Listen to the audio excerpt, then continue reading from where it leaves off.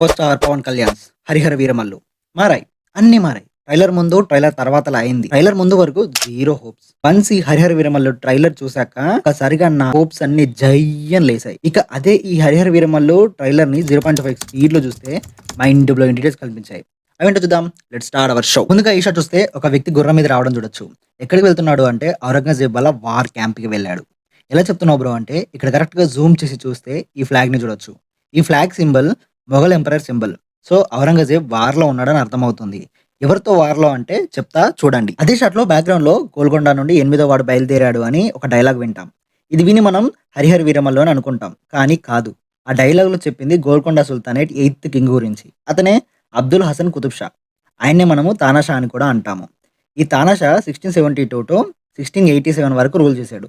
So ఈ movie 1672-1687 మధ్యలో జరిగే స్టోరీ అని మనకు అర్థమవుతుంది. అంటే 17th సెంచరీ. నెక్స్ట్ చూస్తే ఔరంగజేబ్ మన ఇండియన్ రాజులతో మీటింగ్ పెట్టడం చూడొచ్చు. ఇక్కడ వీళ్ళని కరెక్ట్‌గా చూస్తే ఒకరు మరాఠా కింగ్, ఇంకొకరు రాజ్‌పుత్. ఈడెవడో నాకు తెలీదు అడక్కండి. నెక్స్ట్ చూస్తే ఈ పూజారులని కట్టేసి ఉంచడం చూడొచ్చు. అండ్ ఔరంగజేబ్ వాళ్ళని నరకడం కూడా చూడొచ్చు. ఇక్కడ ఔరంగజేబ్‌కి కావాల్సింది హిందుస్థాన్ రూలింగే కాదు. టోటల్‌గా హిందూయిజం కొలాప్స్ అవ్వడం. అందుకే ఆ రాజ్‌పుత్ మీటింగ్‌లో కూడా కింగ్‌ని నరికేస్తాడు. అయితే కన్వర్ట్ అయ్యి రూల్ చేయాలి లేదా అంటే చావాలి. నెక్స్ట్ చూస్తే తానాషా ఒక తలని పట్టుకొని ఉండడం చూడొచ్చు. ఎవరిదా తల అంటే ఈ షాట్‌లో చూస్తే ఔరంగజేబ్ ఈ పర్సన్‌ని చైన్స్‌తో కట్టేసి నరకడం చూస్తాం. ఈ పర్సనే ఈ హెడ్ గాడు. అసలు ఈ ఎవరు ఈ బాడీలెస్ గాడు అంటే అది తెలియాలంటే ముందు మీకు మా దేవర కథ వినాలి. ఛీ! ఛీ! ఛీ! ఛీ! తానాషా కథ వినాలి. తానాషాకి ముగ్గురు డాటర్స్. ఫస్ట్ డాటర్‌ని తనతోనే సలహాదారులాగా ఉంచాడు. సెకండ్ డాటర్‌ని మొఘల్‌కిచ్చి చేసాడు. అండ్ థర్డ్ డాటర్‌ని బీజాపూర్ సుల్తానేట్‌కిచ్చి చేసాడు. ఈ బీజాపూర్ సుల్తానేట్ ఎవరైతే ఉన్నారో తానాషాకి సపోర్ట్‌గా ఉండి వార్ చేశాడు. సో ఔరంగజేబు ఈ కింగ్‌ని క్యాప్చర్ చేసి తల నరికి తానాషాకి పంపాడు. సో ఆ హెడ్ తానాషా యొక్క అల్లుడిదని మనకు అర్థమవుతుంది. నెక్స్ట్ చూస్తే Ahmed Al Hussain prime minister of Golconda అని చూడొచ్చు. అండ్ పక్కన ఇద్దరు హిందూస్‌ని చూడొచ్చు.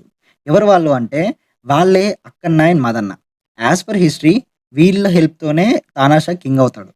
అందుకే వీళ్ళని టాక్స్ కలెక్టింగ్ ఆఫీసర్స్‌గా పక్కనే ఉంచుకుంటారు. నెక్స్ట్ చూస్తే కోహినూర్‌ని చూడొచ్చు. వెనుక బ్యాక్‌గ్రౌండ్‌లో భూమి మీద ఉంది ఒకటే ఒక కోహినూర్. దాన్ని తేవాలంటే ఒక రామబాణం లాంటి వాడు కావాలి అని అంటారు.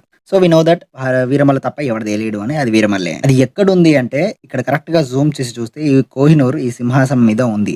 అది ఢిల్లీలో ఉన్న ఔరంగజేబ్ సింహాసనం. ఎలా చెప్తున్నావు బ్రో అంటే ఈ షాట్‌లో ఔరంగజేబ్‌ని సింహాసనంలో ఉండడం చూడొచ్చు. సో వీరమల్లు ఢిల్లీ వెళ్లి ఆ సింహాసనం నుండి ఆ కోహినూర్ తేడానికి వెళ్తాడు అనేది మనకు అర్థమవుతుంది. కానీ 'హరిహర వీరమల్లు' ఎవరు? ఎందుకు వీరమల్లు ముస్లింకి సపోర్ట్ చేస్తాడు? అనేది ముందు చెప్తా చూడండి. నెక్స్ట్ చూస్తే తానాషా వాళ్ళ ప్లేస్‌లో వీరమల్లు కోహినూర్ ఎలా తేవాలి అని ప్లాన్ చేసే సీన్. ఎలా చెప్తున్నావు బ్రో అంటే ఇక్కడ చూస్తే ఔరంగజేబ్ సింహాసనం చూడొచ్చు. అండ్ ఈ టైగర్‌ని ఎందుకు పెట్టారు అంటే మేబీ తానాషాకి వీరమల్లు మీద డౌట్ ఉంది. అదే టైంలో ఈ టైగర్ అక్కడికి వస్తది. సో వీరమల్లు దాన్ని హ్యాండిల్ చేసేయడం చూసి వీరమల్లు ఎంత కేపబులో తనకు అర్థమవుతుందన్నమాట. సో ఆ కేపబిలిటీ చెప్పడానికి రిఫరెన్స్‌గా అది పెట్టుండాలి. నెక్స్ట్ చూస్తే ఈ హార్బర్‌లో ఈ బ్రిటిషర్స్‌ని వీరమల్లు కొట్టడం చూడొచ్చు. ఈ ప్లేస్ ఎక్కడ ఎందుకు కొడుతున్నాడు అంటే ముందు చెప్తా చూడండి. నెక్స్ట్ షాట్‌లో వీరమల్లు ఈ పైల్వాన్స్‌ని కొట్టడం చూడొచ్చు. ఈ ఫుల్ సీన్ మనం 'హరిహర వీరమల్లు' పవర్ గ్లాన్స్‌లో చూస్తాం. అక్కడ ఏం జరుగుతుంది అంటే రాజు నార్మల్ జనాలతో పులిమేక ఆడిపిస్తాడు. బట్ ఇక్కడ పులి ప్లేస్‌లో పైల్వాన్స్ ఉంటారు. మేక ప్లేస్‌లో నార్మల్ జనాలుంటారు. కానీ ఎందుకిలా టార్చర్ చేస్తున్నాడు అంటే ఇంతకుముందు ఆ షిప్ యార్డ్‌లో బ్రిటిషర్స్‌ని చంపింది ఎవరు అని తెలుసుకోవడానికి. ఎలా చెప్తున్నావు బ్రో అంటే ఇక్కడ వీళ్ళు వేసుకున్న డ్రెస్సింగ్ అండ్ షిప్ యార్డ్‌లో వీళ్ళు వేసుకున్న డ్రెస్సింగ్ సేమ్. అండ్ ఈ బస్తాలు కూడా ఉండడం చూడొచ్చు. సో ఆ రాజు ఈ బ్రిటిషర్స్‌తో ట్రేడింగ్ చేస్తూ ఉంటాడు. బట్ వీరమల్లు వాళ్ళని చంపేస్తాడు.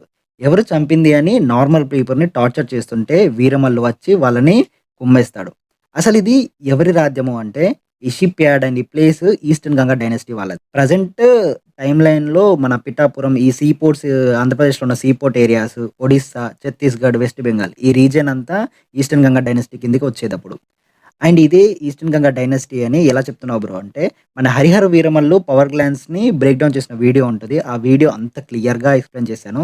అదొకసారి కింద డిస్క్రిప్షన్‌లో పెడతాను. ఒకసారి ఆ వీడియో చూడండి మీకు క్లారిటీ వచ్చేస్తది. నెక్స్ట్ చూస్తే వీరమల్లు కత్తి పట్టుకొని ఉండడం చూడొచ్చు. వెనకాల శివభక్తులు ఉంటారు. అండ్ 'అసురహనం' సాంగ్‌లో వీరమల్లు 'బోలో మహాకాల్' అని అంటాడు. అండ్ ఇక్కడ మన శివలింగంను కూడా చూడొచ్చు. సో ఔరంగజేబ్ ఆర్మీ ఉజ్జయిని మహాకాల్ టెంపుల్‌ని డిస్ట్రాయ్ చేయడానికి వెళ్తారు. ఢిల్లీ వెళ్తున్న మన వీరమల్లు అదే దారి నుండి వెళ్తే చూసి ఆ ఆర్మీ వాళ్ళని అడ్డుకొని వాళ్ళని చంపి ఆ ఉజ్జయిని టెంపుల్‌ని సేవ్ చేస్తాడు. దీన్ని బట్టి వీరమల్లు స్ట్రెయిట్‌గా ఢిల్లీకి వెళ్ళట్లేదని మనకు అర్థమవుతుంది. ఒకవేళ స్ట్రెయిట్‌గా వెళ్తే వీరమల్లికి ఔరంగాబాద్ ఇలా టచ్ అయ్యేది. సో, అదంతా Mughal empire. So, Mughal empire నుండెళ్ళి వెళ్తే ప్రాబ్లమ్ అవుతదని జెప్పేసి, సో, ఇలా Hindu dynasties like eastern Ganga dynasty, Maratha empire, Ujjaini ఈ లాంగ్ రూట్ తీసుకొని వెళ్తున్నాడని మనకర్థమవుతుంది. సో, అక్కడ ప్లాన్ చేసింది గూడా ఇదే. సో, లాంగ్ రూట్ హిందూ డైనస్టీకి సంబంధించింది వెళ్తే సేఫ్‌గా ఎళ్తామని అక్కడ ప్లాన్ చేస్తున్నారు.